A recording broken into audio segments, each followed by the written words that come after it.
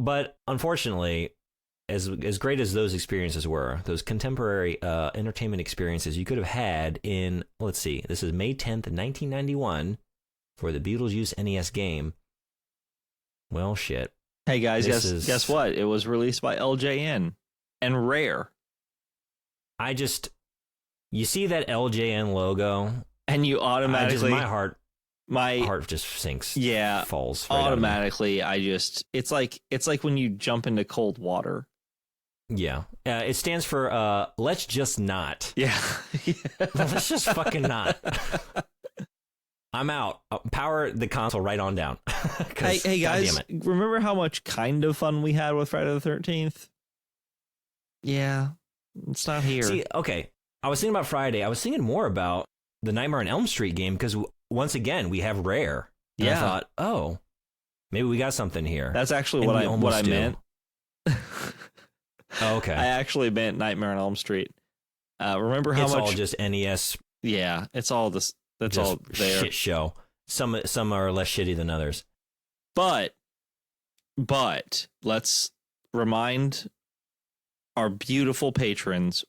Even though this is a Patreon episode, we are still going to cover our 5 points, and we're still going to give this fucker a score.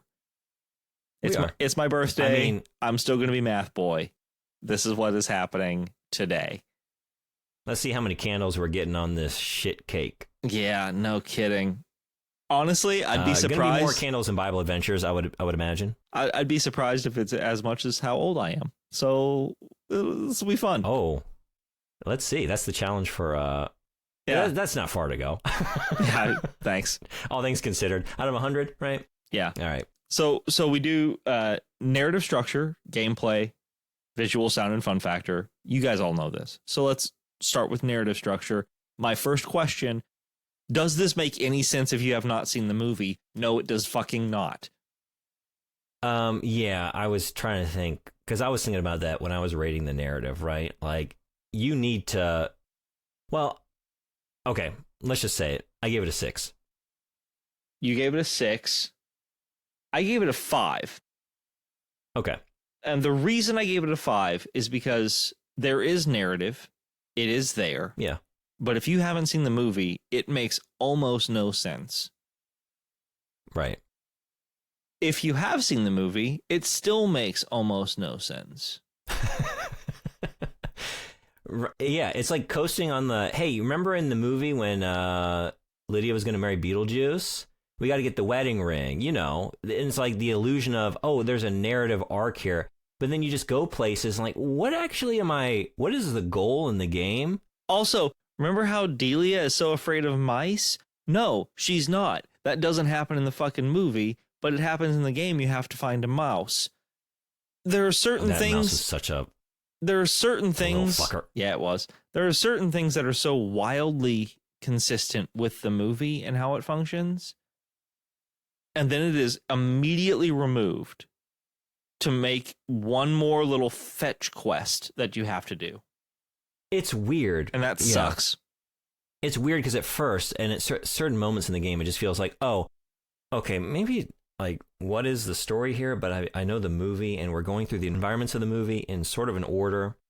It's following some of the some of the subplots and little, like, it's turning some of the momentary events from the movie into these little set pieces, and okay, but then why are we down in the sewers, and now we're going through the house, and then the final level is the afterlife. Why did we go to the afterlife? What did we achieve? What was all this for? So that's my thing. We don't know. That's my thing. Yeah.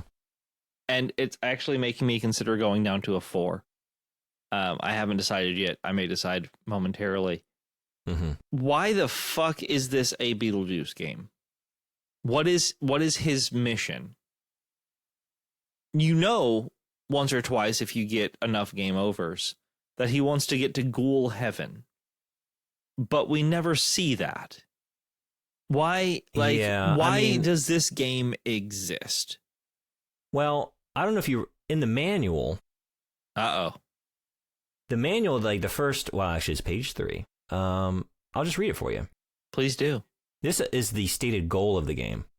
Attention J-Mart shoppers. Bothered by the living? Irritated by their annoying antics? Well, why not let the ghost with the most help you out? I'll bio-exorcise them right out of your afterlife. Who needs them hanging around? This place isn't big enough for both the living and the dead. Just call my name 3 times and I'll be at your service.